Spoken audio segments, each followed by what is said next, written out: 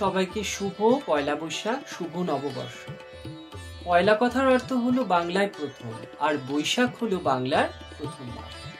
আচ্ছা, বছরের মাঝখানে যদি কাউকে জিজ্ঞেস করা হয় বাংলার আজকে কত তারিখ, কে বলতে পারবেন? অনেকেই কিন্তু পারবেন না, কারণ আমরা ইংরেজি ক্যালেন্ডারে অভ্যস্ত। আচ্ছা, এই যে ইংরেজি ক্যালেন্ডার শব্দটার বাংলা প্রতিশব্দ কি? সেটা যে বর্ষপঞ্জি, সেটাও কিন্তু অনেকে একটু ভাবনা করে বলবেন, অনেকে বলতে পারবেন না।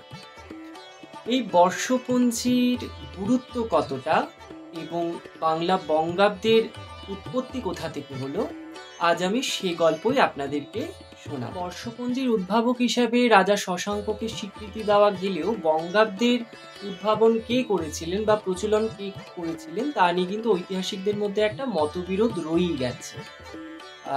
কোনো ঐতিহাসিক মনে করেন যে ষষ্ঠ শতাব্দীর রাজা শশাঙ্কই প্রথম বঙ্গাব্দের প্রচলন করেন, আবার কোনো ঐতিহাসিক মনে করেন যে পঞ্চদশ এবং ষোড়শ শতাব্দীতে প্রথম হুসেন শাহ এই বঙ্গাব্দের প্রচলন করেছিলেন। আবার কোনো ঐতিহাসিক মনে করেন যে সম্রাট আকবর যখন সিংহাসন আরোহণ করেন ঠিক সেই সময় তিনি এই বঙ্গাব্দের প্রচলন করেছিলেন। আচ্ছা, এই প্রসঙ্গে একটা তথ্য দিয়ে রাখি। দিল্লি ইউনিভার্সিটির একটা সেমিনারে ডক্টর অমর্ত্য সেন তিনি কিন্তু সম্রাট আকবরকেই প্রথম বঙ্গাব্দের উপস্থাপক বা প্রবর্তক হিসেবে বর্ণনা করেছেন বা স্বীকার করে নিয়েছেন। আচ্ছা, সম্রাট আকবর বঙ্গাব্দ চালু যদি করে থাকেন, তার আগে কি কখনো ক্যালেন্ডার ছিল না? একদম নয়, তার আগেও কিন্তু বর্ষপঞ্জি ছিল, ক্যালেন্ডার ছিল। তখন মানা হতো হিজরি সন হিসেবে। হিজরি সনটা ছিল মুহাম্মদ যখন মক্কা থেকে মদিনা যেতেন সেই সময়কালটাকে স্মরণীয় করে রাখার জন্য হিজরি সন তৈরি করা হয়। হিজরি সন অনুযায়ী তখন বর্ষপঞ্জি পরিচালিত হতো এবং আঞ্চলিকভাবে কেউ কেউ বিক্রমাব্দ, কেউ কেউ সম্বৎ, কেউ কেউ শকাব্দ বলে কিন্তু বর্ষপঞ্জিকে মনে করতেন বা বর্ণনা করে থাকতেন। আচ্ছা, এবার আসবো এই হিজরি সনটা কি। হিজরি সনটা হলো চাঁদের দ্বারা নিয়ন্ত্রিত বা নির্ধারিত। যেহেতু চাঁদের দ্বারা নিয়ন্ত্রিত বা নির্ধারিত হতো, তাই কৃষিকার্যের সাথে এর কোনো মিল ছিল না, তাই কৃষকদের অসময়ে খাজনা দিতে হতো। আমরা সবাই জানি যে নির্দিষ্ট কিছু ঋতুতে নির্দিষ্ট কিছু ফসল চাষ হয়ে থাকে। চাঁদের দ্বারা নির্ধারিত হওয়ার কারণে সেই পঞ্জি অনুসারে যে কৃষিকাজ হতো তার সময়ের পূর্বেই হয়ে যেত এবং একটা বিশৃঙ্খলা তৈরি হয়েছিল। নির্দিষ্ট সময়ের আগেই এই খাজনাগুলো দিতে হতো, আর সম্রাট আকবর এই সমস্যাটা নির্বাচন করেছিলেন। আর আরেকটা কথা মনে রাখতে হবে, আমাদের যে ঋতু পরিবর্তন তা কিন্তু হয়ে থাকে সূর্যের বার্ষিক গতির ফলে। সূর্যের বার্ষিক গতির ফলে যেহেতু ঋতু পরিবর্তন হয়, তাই সৌরপঞ্জি অনুসারেই কিন্তু বর্ষপঞ্জিকে সাজাতে হবে, অর্থাৎ বর্ষপঞ্জি নির্ধারিত হবে সৌরপঞ্জি অনুসারে।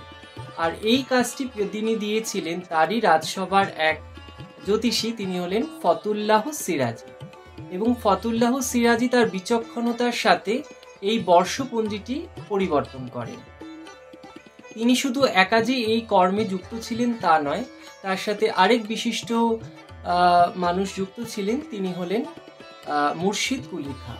মুর্শিদ কুলি খাঁ ও ফতুল্লাহ সিরাজির দুইজনের সমবেত চেষ্টায় এই বর্ষপঞ্জি তৈরি হয় সৌরপঞ্জি অনুসারে।